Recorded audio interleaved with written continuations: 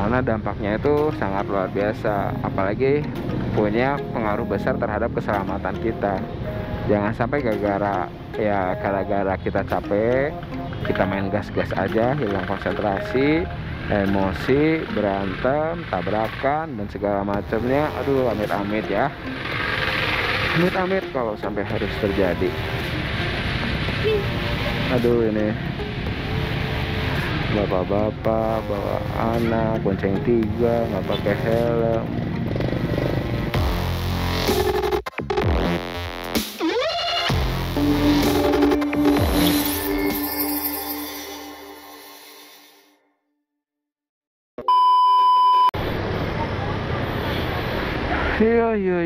Yo, sudah apa kabar, gimana dah Mama Bray? Kembali lagi bersama channel Scooby Motor Rider. Dan ini ngagokin, ya Allah ya Robi.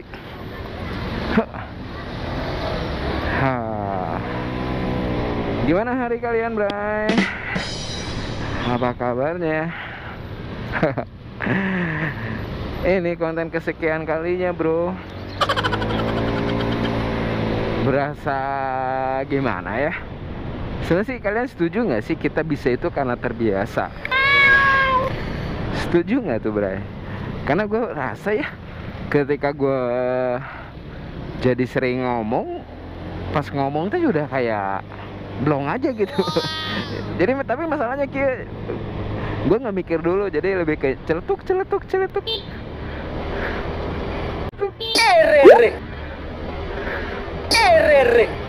Aduh, bocil. Gitu kan, jadi kayak nyeletuk aja gitu. Nah setelah itu baru mikir, alas ya orang ngomong begini, aduh gimana. Tapi ya maaf aja lah ya kalau misalkan ternyata ada domba bro kabur. Ada suatu pernyataan yang membuat kalian tersinggung, ya Allah hampura, tolong dimaafkan ya. Itu bukan sebuah kesengajaan. Lagian nggak mungkin sih gue langsung nyudutin orang lain gitu kan, pasti ada sebab. Dan nggak mungkin ke lu juga gitu kan. Kita terbatas jarak dan waktu, hanya melalui virtual seperti inilah seolah kita dipertemukan. Ngomong apa adanya. Tapi edan sih bro hari ini luar biasa. Capek, ada ya lelah juga iya. Tapi masih harus terus bersyukur. Duh, sebenarnya gini bro, dari kemarin gue tuh pingin on cam gitu kan pas balik gawe teh. Karena luar biasa bro, latih mental secara emosi ya. Kan udah mah di jalanan macet, terus kita capek habis gawe. Itu berasa pisan aja suasana si pergejolakan hati itu deh. Pinginnya mah ya tancap gas. Aduh bau. Tancap gas terus tinggal maki-maki gitu ya. Tapi dari kenyataan mah apalagi kita orang Jawa, Sunda, sungkan gitu kan.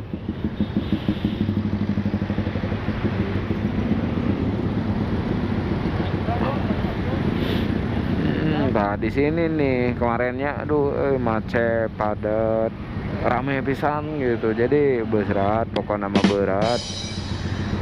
Nah sekarang nih coba on cam. Tapi biasanya sih kalau gue on cam, perjalanan itu malah jadi kayak menyenangkan gitu. Pas kemarin gue nggak on cam itu bener-bener kayak menyedihkan. Udah padat, macet, emosi, banyak orang yang melanggar lagi kan, melanggar dalam arti nggak tertib gitu, entah itu lawan arus lah, entah apalah itu.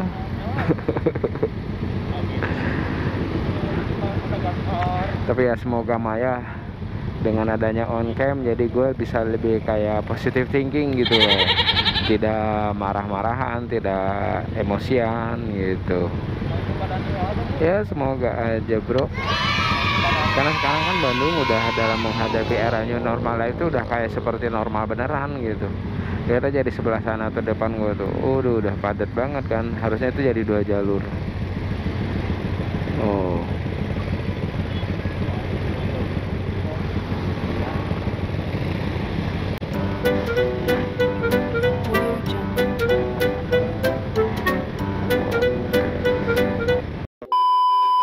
oke.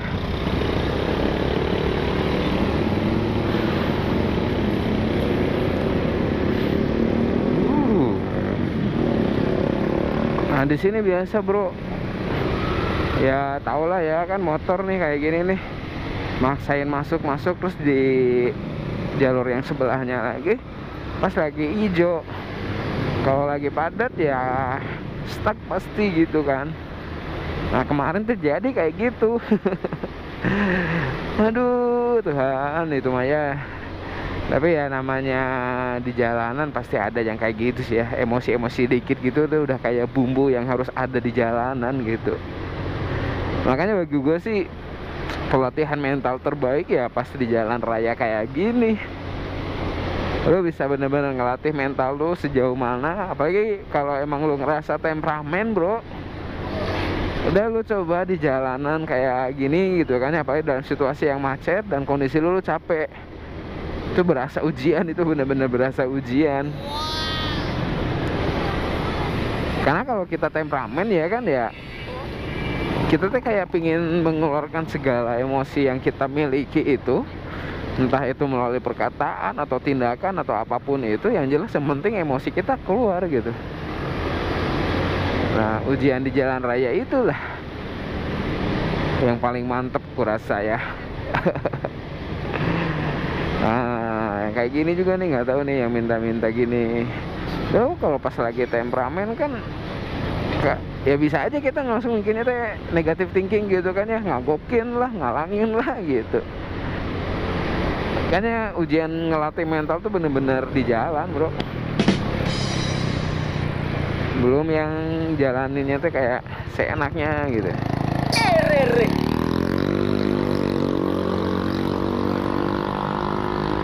Belum yang belayar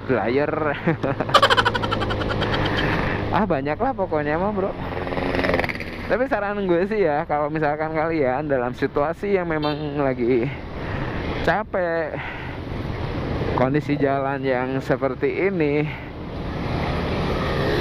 gue rasa lu rugi deh kalau emosi lu harus dituangin di jalan raya bro. Kenapa? Nggak berfaedah bro, tidak bermanfaat gitu. Emosi hanya sebatas emosi, udah keluar ya udah, nanti pulang apa ya, pulang ke rumah, nyampe di rumah gitu ya, emosi itu masih terus berlanjut gitu. Bener gak sih? Tapi bagi gue sih bener loh, maksudnya lo kalau pas lagi emosi apalagi di jalanan yang seperti ini, emosinya entah itu gara-gara di jalanan atau gara-gara kerjaan atau lah banyak faktor lainnya gitu ya, sangat disayangkan sekali kalau misalkan lo harus membuang emosi lo tuh di sini gitu, atau menghabiskan waktu untuk beremosi di jalanan. Itu sangat disayangkan. Sangat disayangkan. Kenapa? Ya itu bagi gue sih, menurut gue ini mah nggak ada faedahnya bro, malah ada kemungkinan nambah masalah gitu, malah makin stres nanti ke depannya, kayak harus gimana, kudu gimana. Yang rugi siapa? Ya kita juga yang rugi kan. Oleh karena itu saran gue kalau misalkan di jalan, kalau memang capek, mending kita istirahat dulu.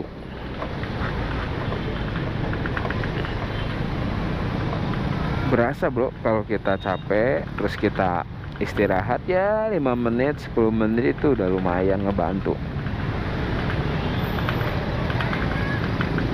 Apalagi kalau perjalanan jauh ya gue mah lebih saranin untuk istirahat terlebih dahulu gitu, karena dampaknya itu sangat luar biasa, apalagi punya pengaruh besar terhadap keselamatan kita. Jangan sampai gara-gara kita capek, kita main gas-gas aja, hilang konsentrasi, emosi, berantem, tabrakan dan segala macamnya. Aduh amit-amit ya. Amit-amit kalau sampai harus terjadi.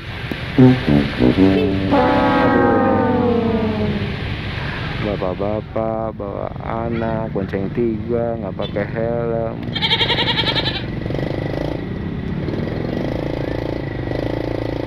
Mau negur juga gimana ya?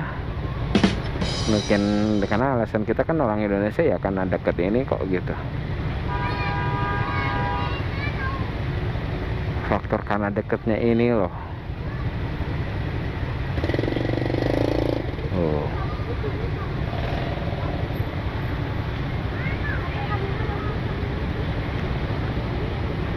Aduh, jadi pura-pura nggak lihat aja ya.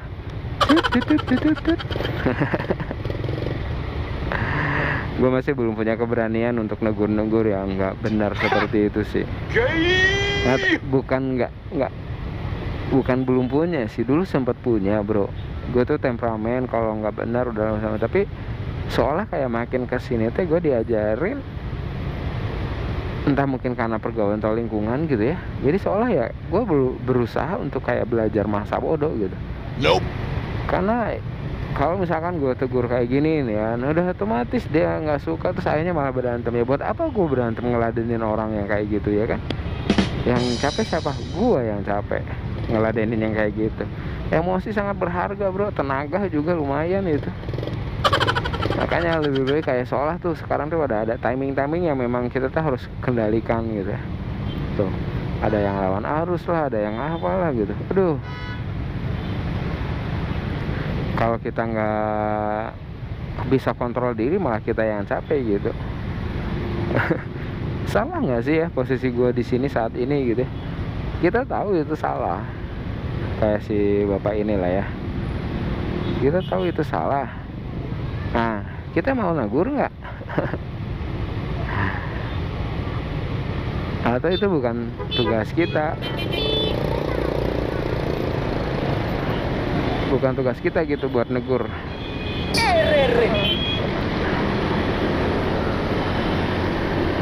Biarlah yang berkewajiban yang menegur. Paling kan jadinya gitu ya kan. Selama tidak mengganggu kepentingan gua ya oke lah gitu. Berat.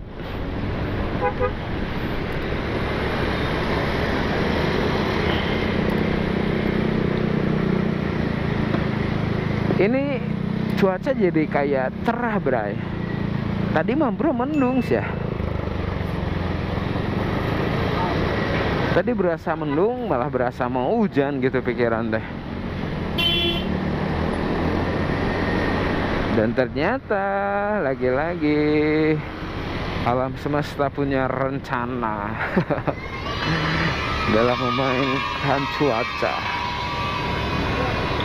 Iya ya, kalau berbicara mengenai cuaca ya, sekarang mah kayak seolah nggak pasti gitu musim teh. Dulu pas zaman gue SD atau SMP kan kita diajarkan ada 2 musim tuh. Ada musim kemarau dan musim hujan. Di masing-masing musim ini kita udah langsung kayak tahu hitungan pasti gitu. Bulan ini sampai bulan ini itu jatahnya musim kemarau. Bulan selanjutnya jatahnya musim hujan. Gitu kan ya, dulu mah ada. Sekarang nih ya, harusnya musim kemarau tapi ya hujan. Harusnya musim hujan tapi kok kemarau gitu. Aduh, pertanda apakah ini? Apakah kiamat sudah dekat ya Allah? Akankah semuanya berakhir ya Allah? Nggak tahu ya.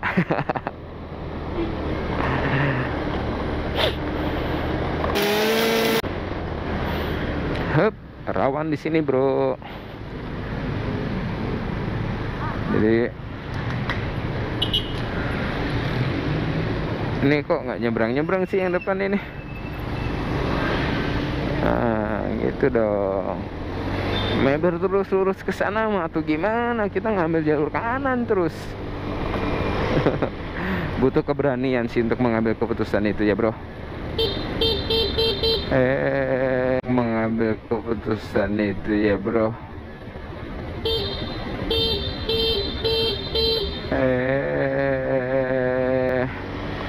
kagok pisan ngasih sen teh. Wajar ya kan, tadi dia nggak berani nyebrang, orangnya kayak gitu.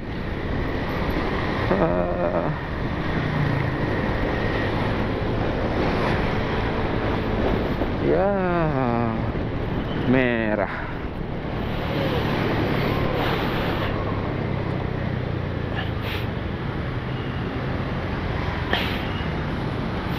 Nah, gua mah jadi orang yang tertib aja lah.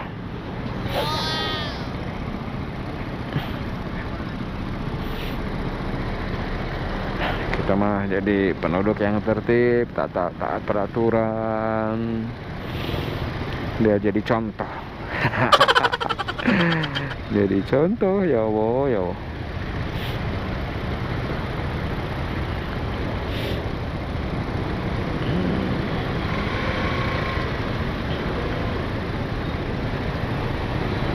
Oke, hijau. Asik nih, Honda berapa itu ya? Tahun lawas. Sekarang ya, motor-motor tahun dulu, motor-motor klasik lah kita bilang ya, harganya bener-bener melambung tinggi dan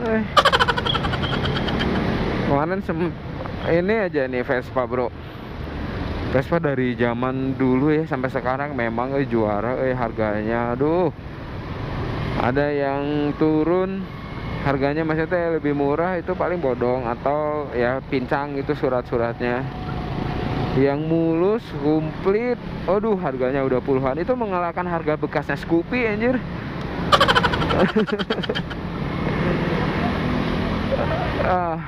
Zamannya emang udah beda emang. Jadi kan gue tuh emang tertarik dengan Vespa kan.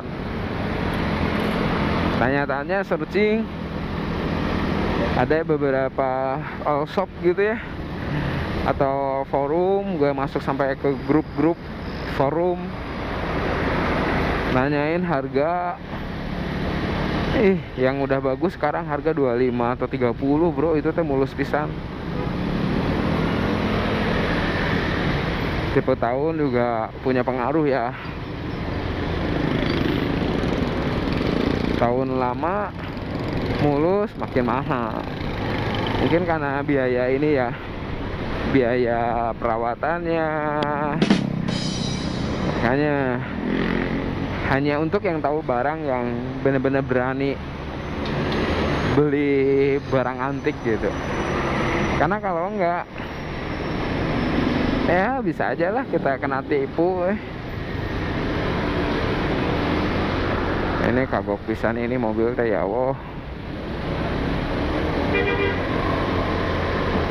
Udah, gas aja lah ya, gas pokoknya mah. Gasken.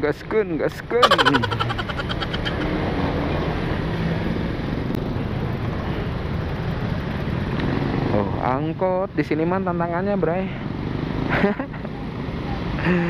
Padahal udah lama gue nggak pernah ketemu angkot mangkal ngagokin gitu loh. Udah lama loh, serius.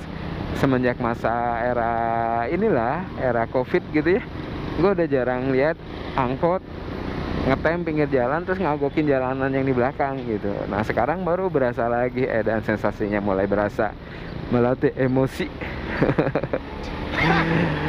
Di Bandung ya khususnya gue nih dulu, dan itu kalau udah sama tukang angkot bro, apalagi kalau misalkan angkotnya tuh yang berhenti sembarangan teh dia bos di belakang, dia lagi di jalur kanan, tahu-tahu menepi ke jalur kiri, terus berhenti. Mending kalau si bannya teh habis gitu ya,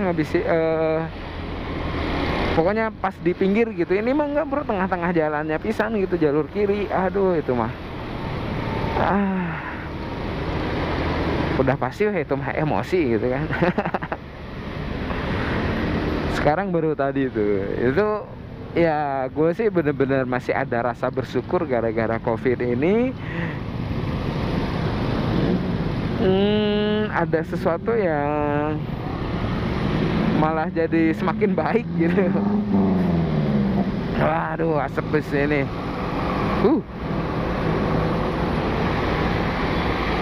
Ada sesuatu yang malah semakin seolah lebih baik gitu dengan adanya COVID. Dari polusi juga kan semakin berkurang ya. Kemarin kan jadi orang-orang dibatasi untuk keluar rumah, dan itu dampaknya sangat luar biasa buat alam semesta.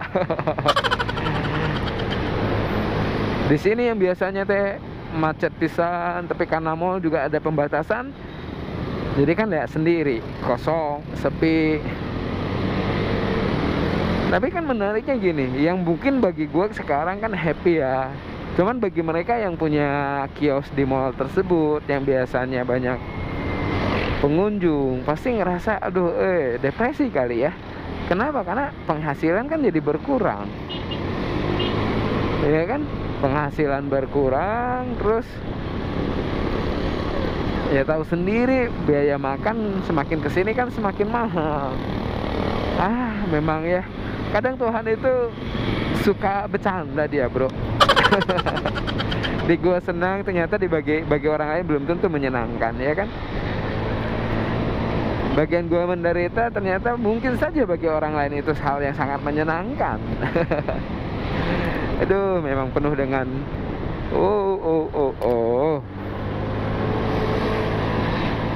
penuh dengan sesuatu yang menakjubkan. Oke bro, sampai di sini aja videonya. Jangan lupa klik like, comment, and subscribe. Dukung channel ini agar channel ini semakin baik, semakin bermanfaat, semakin berfaedah buat kalian yang nonton. Support terus. Dan gue doain supaya setiap kalian yang nonton video ini, apalagi sampai detik-detik terakhir seperti ini, gue doain dan gue berani jamin lu bakal sukses, bray. Amin, amin. Doa seorang yang tulus itu besar kuasanya kan, bener kan? Makanya gue doain semoga kalian sukses, sehat selalu, dan dimudahkan rezekinya. Dan apalagi dimudahkan jodohnya bagi yang belum punya jodoh, bagi yang mau punya momongan, yang udah merit, didoakan supaya punya momongan tahun ini. Amin ya Allah, amin ya robbal alamin. Oke, thanks for watching, bray. See you next time and God bless.